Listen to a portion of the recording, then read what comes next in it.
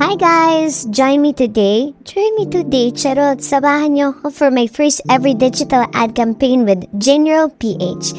And ayan, time check na mga panahon niyan is 3:30 AM and nasa QC na ako sa pickup point.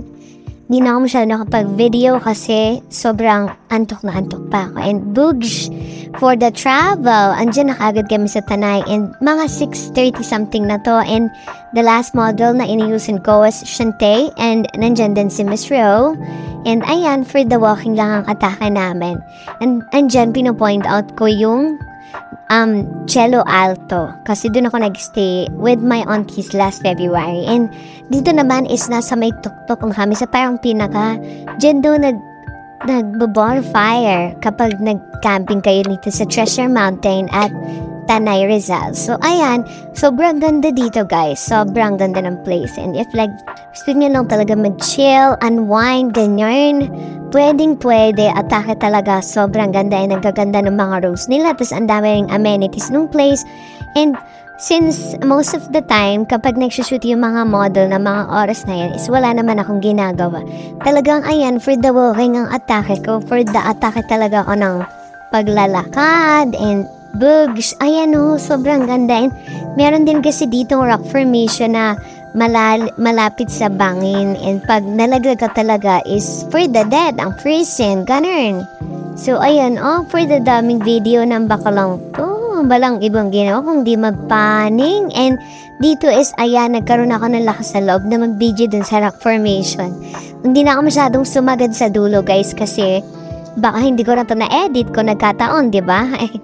And ayan, is madami dyan mga nagkalat-kalat na mga duya na ganyan yung atake. Pang senti mode talaga. And ayan, nandiyan sila nag-shoot. Nandun ako sa may pinakababa. That is Ange. And ayan, after ng press layout is nag-breakfast kami. Ayan, we have Shante, Miss Ro, si Ange, and yung dalawang interns. And then we have Kevin. O, diba? Sobrang fresh niya, no? Shante. Grabe, fresh pa ako niyan guys. Pero after that, hindi na. Charis. And dito is, I don't know kung panginang layout na to. Basta, ayan, may layout kami. Charis. Hindi ako sari sa gumawa ng layout. Charis. And after nun, sobrang init na kasi. Nag-ano muna kami. Nagpahinga ante. And then, ayan, naisipan ko manduyan-duyan ang atake ng first na to. And may background noise kasi ewan ko ang ambulansya ba yun ng bombero. So, ayan, for the duyan-duyan lang. And alam ko magre-resume na sila ulit ng shoot. Naisip ko kung sasama pa ba ako or dito na lang muna ako sa taas. Tawag na lang ako kapag may kailangan ng i-retouch. Pero, ayan, paunahin ko lang din sila bumaba. Pero eventually, sasama din naman ako. Ayan pa, for the duyan pa ang person na to. O, diba? Sama din naman, Geo. And ayan, pababa na ang person. Alam ko pinatawag ako nito for i-retouch Kaya bumaba na talaga ako. Alaman, sila yung umakyat, diba? So, ayan, for the going down ng personality. And ayan makita niyo full facade. Full facade. So, ayan ang buong itsura niya. And sobrang ganda talaga. And ganda ng atake. Medyo mainit lang nung time na yan. Kasi 12 ng tanghali pass. Alam ko, this is before kami kumain ng lunch. And ayan, these are the few last shots na alam ko. Di ko alam kung bakit nauna to bago yung lunch namin. Pero alam ko this is after our lunch na.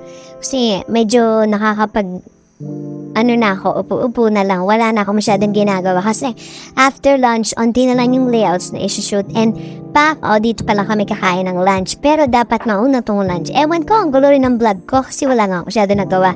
And nakikita niyo yung room sa gilid na yan. Diyan kami nag-i-stay. And ayan, hindi kami masyado naglalakad-lakad dito kasi nga maganda din na may mga parade sila na ganyan. Ang ganda ng mga julep, generous, boom, boom.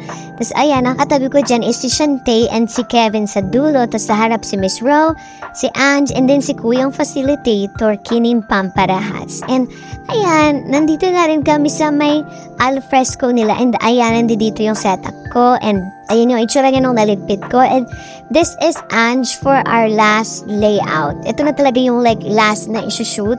Wala na talaga kaming ibang gagawin after this. So, I redo. Iniba ko yung hair.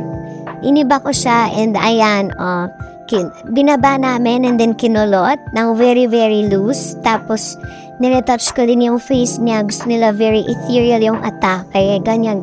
And ayan, sobrang bait ni Manong. And ayan, kami lang yung bababa kasi si Shantae nagsushoot pa siya sa taas. In mga panahon na to, last video clips na yan kasi pauwi na kami.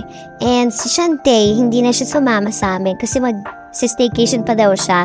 So kami na lang din yung umuwi. And kung narating na kayo sa point ng vlog na to, I would just like to extend my utmost gratitude. Charis! So wala mag-thank you kasi ayan, uwi na kami. Bakit? And ayan, si Kevin yung mga sa likod ko.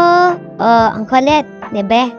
Tapos si Miss Ro nandoon. And then we have Ange, diba? And ayan lang. And this is where this vlog ends. Andiyan sila, si Kuya Axel and si...